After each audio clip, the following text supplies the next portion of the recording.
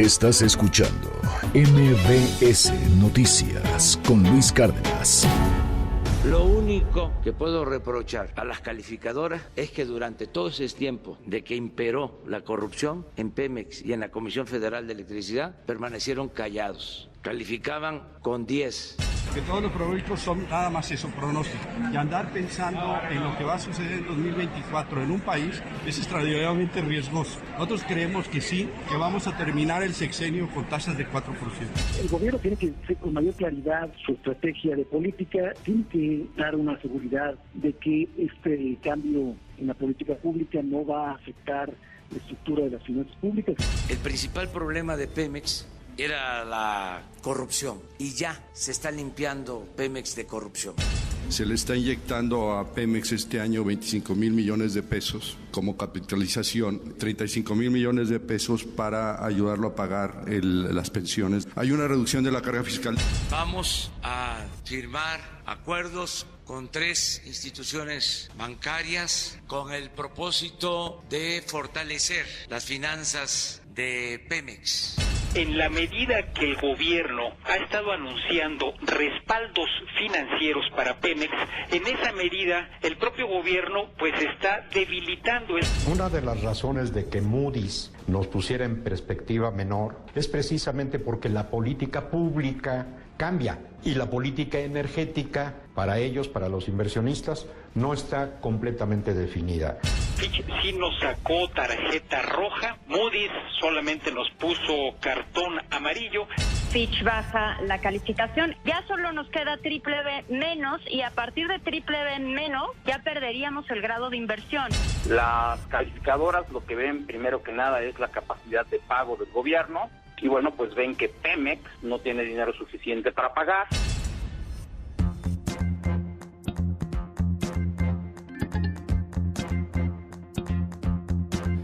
Citlali Sáenz, muy buenos días. Cuéntanos, pues nos bajan ayer, cosa curiosa, al mismo tiempo la perspectiva por parte de Moody's y por parte de Fitch Ratings, pues bajan ahí sí ya de plano la nota soberana de triple B positivo a triple B. Muy buenos días, Citlali.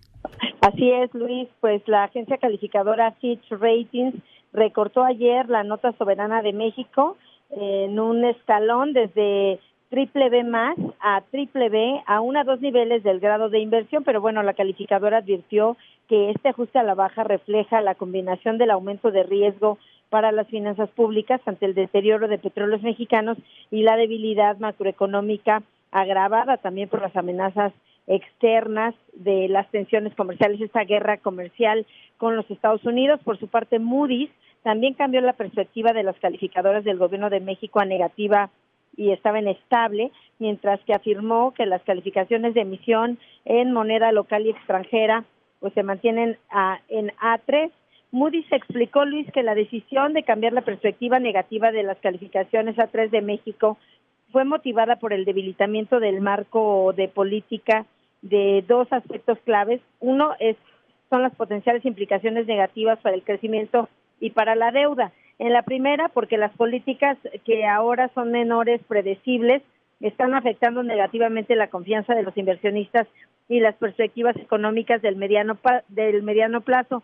La segunda se debe al menor crecimiento económico aunado a los cambios de política energética y al papel que juega Petróleos Mexicanos, en el que se inducen riesgos para la perspectiva fiscal de mediano plazo, a pesar de los compromisos del gobierno de México por mantener una política fiscal prudente en el corto plazo. Y bueno, finalmente señala que las afirmaciones de la calificación A3 considera, por un lado, la extensa y diversificada economía de México, la elevada fortaleza fiscal y la susceptibilidad a eventos de riesgo, y por ello pues también dice que México enfrenta desafíos relacionados a las débiles tasas de crecimiento y a una fortaleza institucional más débil en comparación con los pares de esta calificación. Así que bueno, pues finalmente esos movimientos que hacen las calificadoras internacionales que están reaccionando a lo que sucede en nuestro país, no solo en cuanto a los riesgos del exterior, sino también al tema que tiene que ver con Petróleos Mexicanos.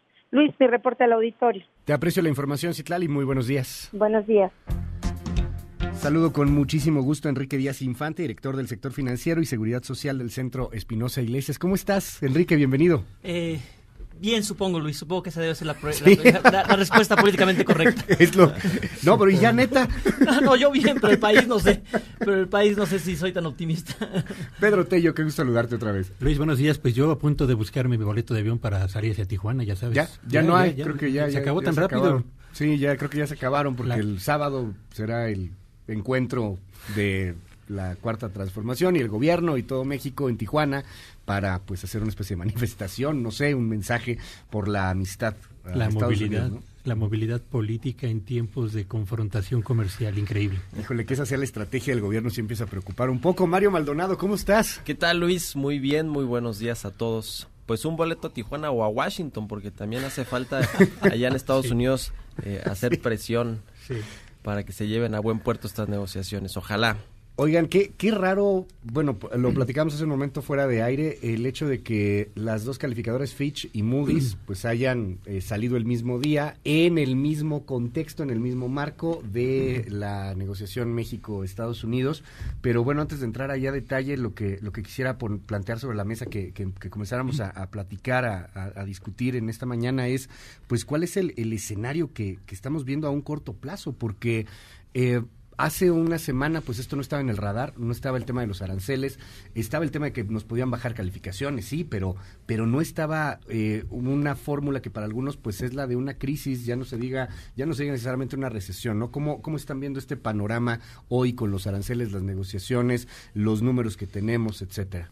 Enrique. Sí, Luis, mira, el panorama se ve feo, seamos realistas, no luce bien. Escuchar al líder de los empresarios, Carlos Salazar, en el tono que se le escuchaba hace rato en la entrevista contigo, apesumbrado, negativo, refleja cómo se están dando las cosas allí en Washington, ¿no?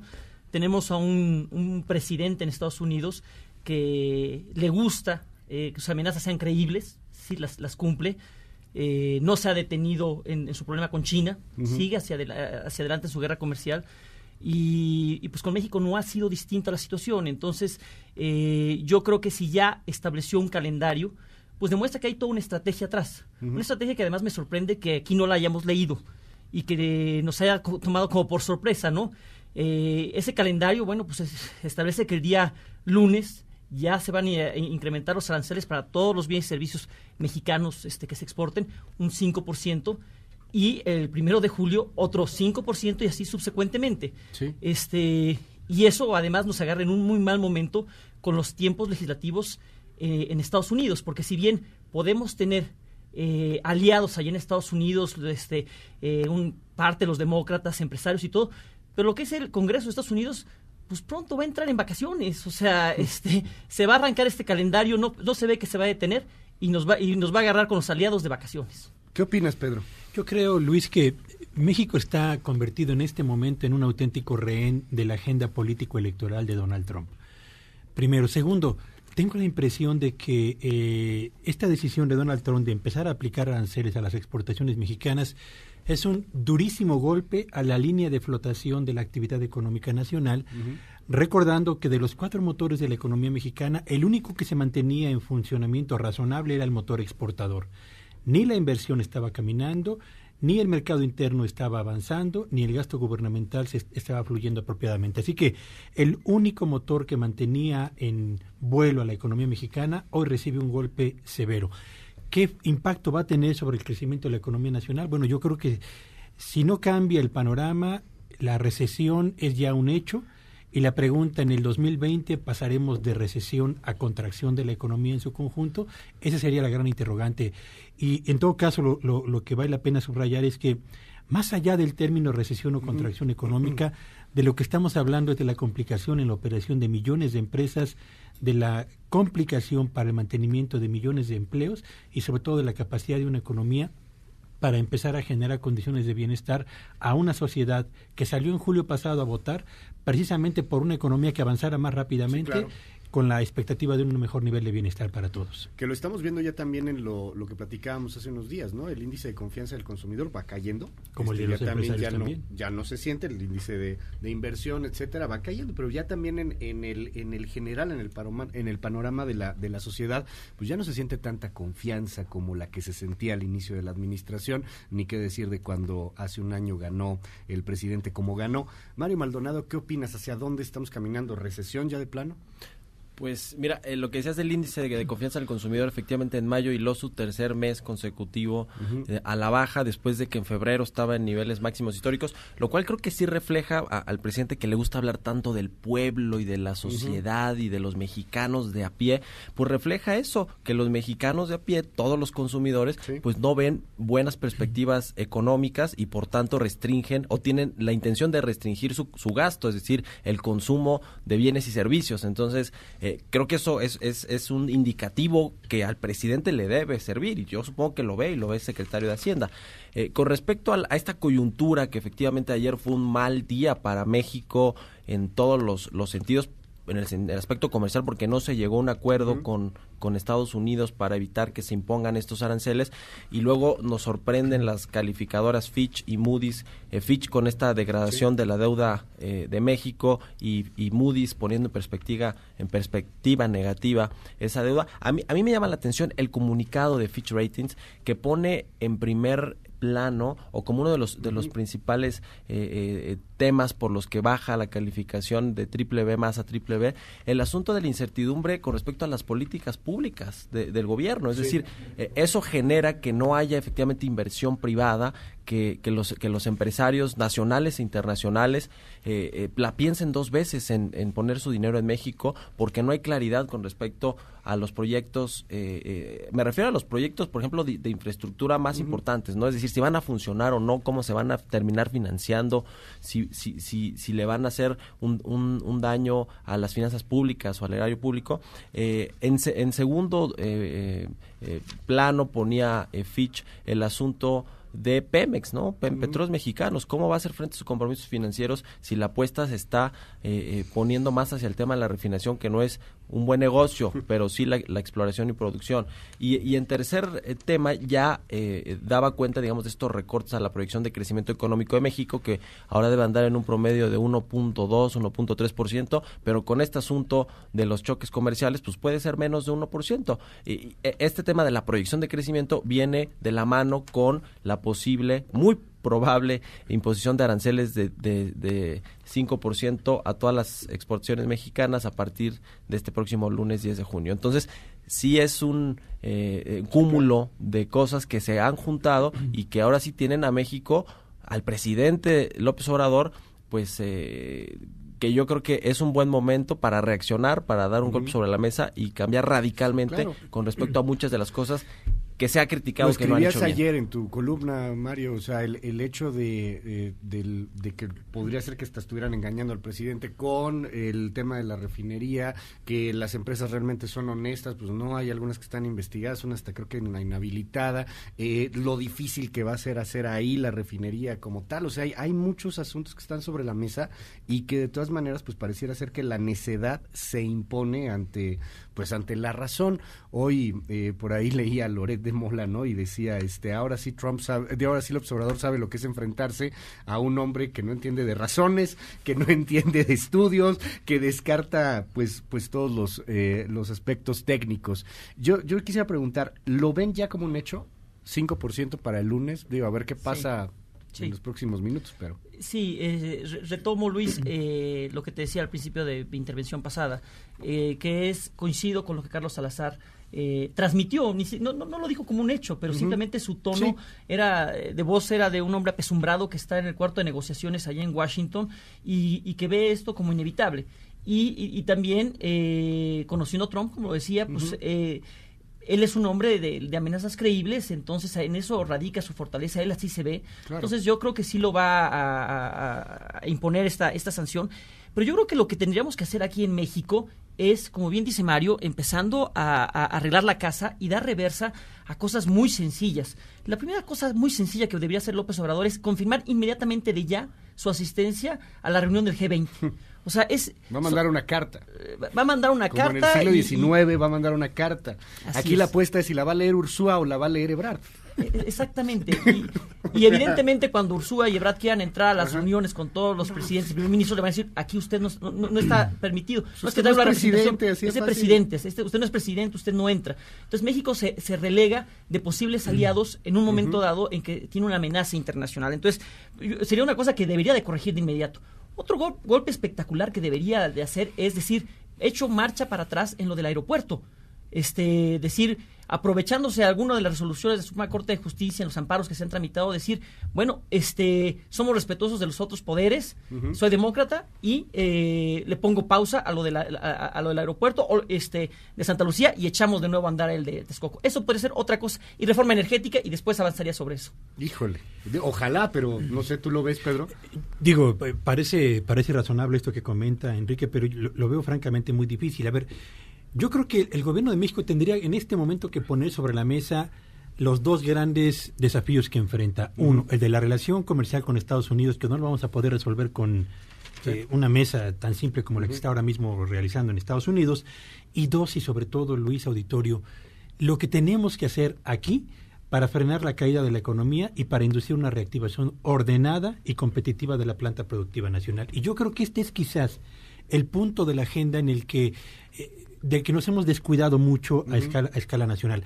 ¿Qué tendríamos que hacer? Déjame proponer tres cosas así muy rápidamente. Primero, el presidente de la República me parece que tendría que convocar a los gobernadores de todas las entidades federativas para suscribir un pacto a efecto de que las compras gubernamentales por entidad federativa y a escala federal se adelanten, no se realicen en el último trimestre de este año como están generalmente previstas.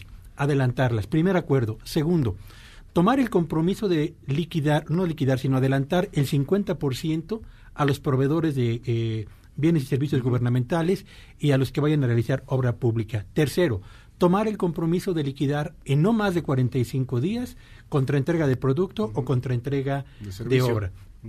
Y por último, me parece muy importante convocar a los empresarios de este país a un pacto a favor de la inversión productiva y la conservación del empleo. ¿Cómo? De la misma forma bajo la cual lo han hecho los gobiernos fifís del pasado. Es decir, yo comprometo medidas en materia regulatoria, eficiencia en el gasto gubernamental, a cambio de que tú, te comprometas primero a conservar la planta productiva y después hacer realidad los proyectos de inversión. Si no avanzamos hacia medidas internas que nos permitan frenar la caída, Luis, en unos meses vamos a estar haciendo la crónica de una economía en recesión y probablemente unos meses más tarde de una economía en caída. Crisis. Entrar a una crisis que hoy muchas generaciones pues no recuerdan o no les tocó vivir la crisis del 94. Que fue terrible. Fue horrible, o sea, es una crisis que creo que es la última que podríamos recordar así como una gran crisis en México. Después hubo ahí algunos baches en la primera década del 2000, pero como la del 94 no, y pareciera ser que estamos caminando hacia allá. Ahí está la propuesta. A ver, gobierno, tienes que gastar, tienes 49 mil millones de pesos atorados en medicinas que no has liberado, por citar uno de muchos más. ¿Qué opinas, Mario? ¿Nos ponen arancel 5% el lunes? Yo creo que sí, y no necesariamente por una mala negociación de la delegación mexicana que está en Washington, ahí sentado con sus contrapartes del gabinete de Donald Trump, sino por estrategia de Donald Trump, por estrategia política y de negociación. El presidente de Estados Unidos prefiere negociar con México ya con una presión de un arancel de 5% a todo lo que importa a Estados Unidos de México, que no teniendo ese arancel. Es decir, lo que puede conseguir Donald Trump ya con un arancel de 5 o eventualmente hasta 10%, que en sus cálculos ellos dirán, pues México lo soporta todavía, si eres manejable, no se va a ir al piso completamente su planta exportadora o su economía, y creo que va a tener va a obtener un mejor resultado ya con un arancel de 5 o 10%, ejecutándose. Entonces, yo creo, regresando al tema que comentaba Pedro, la proactividad del gobierno mexicano ahora sí es muy importante, porque no la tuvo precisamente con el tema de Estados Unidos, con esta amenaza de Donald Trump de o frenas la migración o contienes a la mayor posibilidad la migración o te pongo aranceles, porque esa amenaza vino prácticamente desde que comenzó el sexenio. Y nosotros lo que hacíamos o lo que hacía el presidente era decir las fronteras están abiertas, vengan todos. Sí, era un discurso contrario a lo que quería Donald Trump. La última llamada de atención pues fue esta reunión de Jared Kushner, el yerno de Donald Trump, el 14 de marzo, si no mal recuerdo, una reunión que ni siquiera fue pública, fue en la casa de un empresario. Ahí estuvo el canciller, ahí estuvo el presidente López Obrador, y ahí entre varios puntos el principal es el presidente Donald Trump quiere que se reduzca al máximo la llegada de inmigrantes, sobre todo centroamericanos a Estados Unidos, y si no, va a haber consecuencias comerciales. Entonces no fueron proactivos en ese sentido el gobierno mexicano hasta que les llegó la amenaza de Donald Trump y el plazo del 10 de junio, y entonces ahí sí va corriendo la delegación mexicana a tratar de negociar algo. Bueno, ojalá que logren negociar algo, ojalá que no se ponga el arancel del 5% el 10 de junio. Yo creo que ese es inevitable, prácticamente inevitable.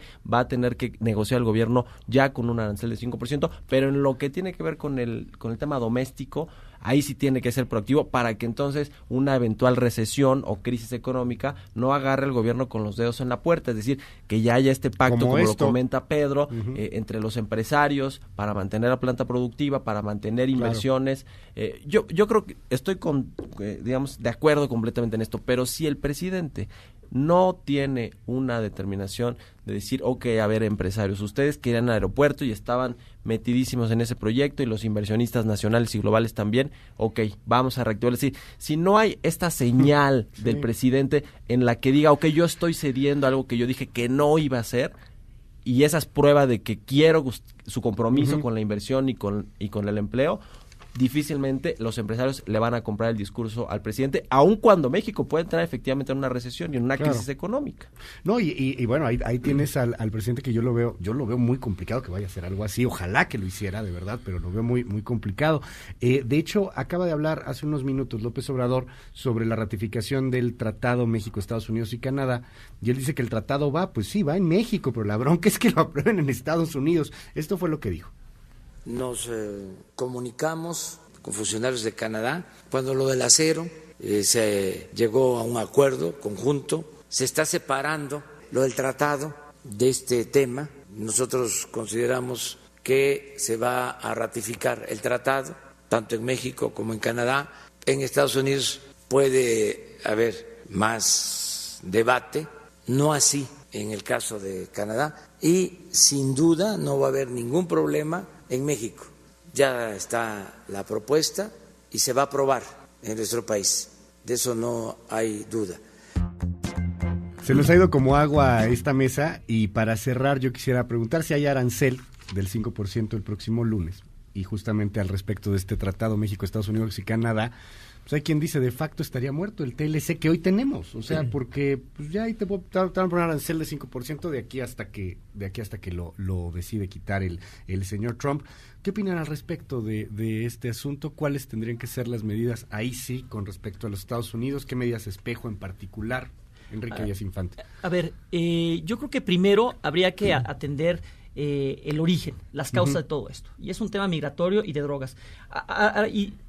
Paso después a lo comercial y si medidas espejo y focalizadas a estados electorales de Trump. Pero primero habría que ver el tema migratorio, que pues es válida, la demanda ha sido muy porosa a la frontera sur, y están llegando masivamente a Estados Unidos gente, están haciendo detenciones y López Obrador inició diciendo yo no voy a hacer nada, entonces tendría que cambiar, un golpe espectacular. Yo no sé si hasta hacer un sello de la frontera sur como algunos le han pedido, me parece muy dramático, quizás imposible, es más, para quienes hemos estado ahí en Tapachula, sabemos que es poroso, es difícil, pero algo espectacular habría que hacer al respecto. En materia de drogas, pues yo no sé si tendría que agarrar algún capo de esos grandotes y decir, para mandar una señal que está haciendo algo. Luego, también hasta tendría que hacer una medida espectacular a favor de los demandas empresarios, como bien decía Mario, y hemos comentado acá, lo del aeropuerto podría ser una señal muy buena, aprovechando que el Poder Judicial ha dado resoluciones deteniendo el aeropuerto de Santa Lucía, tomarse de ahí para decir, bueno, retomamos este proyecto. En materia energética también debería de decir, bueno, vamos a la inversión privada que venga nuevamente en materia energética. Entonces, hay que tomar las medidas migratorias y en drogas hacia Estados Unidos e internamente buenas medidas con los empresarios para decir, corresponder a este apoyo que está pidiendo él y que va a toda la gente a Tijuana a dárselo. Bueno, él tendría que corresponder diciendo aeropuerto, reforma energética y quizás reforma educativa, que ha estado haciendo muchos despropósitos que le van a pegar a la productividad y al crecimiento del país en largo plazo. Serían buenas señales que podría mandar. Gracias, Enrique Díaz Infante, muchísimas gracias por estar con nosotros. Pedro Tello. Yo creo, Luis, que en materia migratoria México va a pasar inevitablemente de la frase del aquí vamos a darle empleo a todos, allá no entre nadie, al endurecimiento de la política migratoria. Ya es un hecho, de facto se ha estado dando de manera silenciosa con la llegada de la Guardia Nacional, particularmente hacia la zona sur. Eso ya es un hecho. Por otro lado, también vamos a pasar, yo diría, del fin de la guerra contra el narcotráfico al inicio de una guerra silenciosa contra el narcotráfico, que a lo mejor no lo van a reconocer públicamente, pero van a tener que hacerlo si quieren llegar a algún arreglo con el propio gobierno estadounidense. Y tercero y último, yo creo, Luis, que más allá de las medidas espejo y de todo el impacto que pueda generar en materia comercial nuestro país contra Estados Unidos, el hecho es que, insisto, tenemos que ocuparnos de la agenda interna económica y solamente para precisar, cuando hablo de adelantar compras, no estoy hablando de gastar más, estoy hablando de gastar mejor en el tiempo y hacerlo de manera transparente en una economía que requiere no solamente gastar eficientemente, sino hacerlo además de manera oportuna.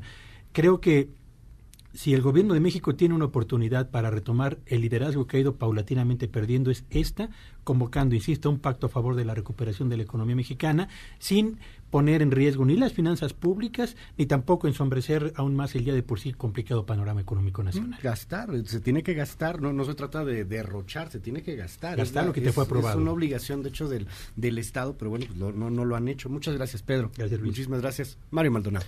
Sí, yo creo que además de endurecer la política migratoria, el gobierno mexicano, obviamente sin afectar derechos humanos ni nada por el estilo, que creo que eso es un hecho, que es un compromiso que tendrá que hacer el gobierno mexicano con Estados Unidos. Con respecto al tema comercial, pues creo que también tiene que ser muy estratégico México en el tema político, es decir, jugarle con las mismas fichas al presidente Donald Trump y estas medidas espejo, medidas de represalia a las importaciones de productos de Estados Unidos, pues que se concentren en estados donde el voto de republicanos o gobernados por republicanos que le favorecería a Donald Trump hacia esta reelección que pretende hacer el próximo año, es decir, que políticamente, además de estratégicamente comercialmente tampoco le afecta a México, como el tema del maíz, ¿no? Sería darte un balazo en el pie, efectivamente, pero sí jugarle con las mismas fichas y las mismas cartas al presidente Donald Trump. Creo que eso sería una estrategia inteligente por parte del gobierno mexicano y me parece que así lo van a aplicar.